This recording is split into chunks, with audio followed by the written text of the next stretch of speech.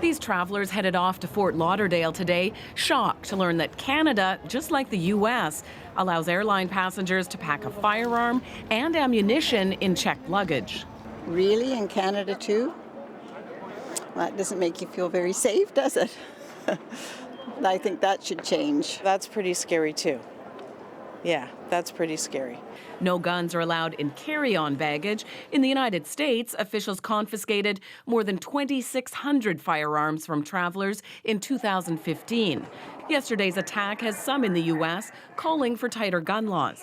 The suspected shooter had a history of mental illness and erratic behavior. If they are suffering from a mental illness or they're on a no-fly zone, on a no-fly list, or they're a convicted felon, they flat out shouldn't be allowed to own handguns or rifles. The shooting has not only raised concerns about who can travel with a weapon in their checked luggage, but also more broadly with overall safety in airports.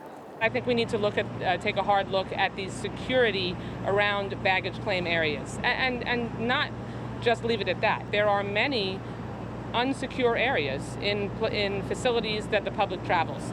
So much of the airport security routine exists because of attempted attacks, from having to take off your shoes to banning cigarette lighters and limiting the amount of liquid in your carry-on.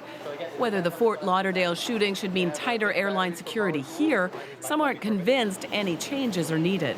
In Canada, you already need a license to own a gun, you need a separate license to buy ammunition for that gun, and you need a license to transport that gun. I'm not exactly sure what more we want to do in terms of distinguishing, for instance, between taking that gun into a car in order to go hunting, as opposed to, for instance, taking that gun onto an airplane and going for a hunting trip.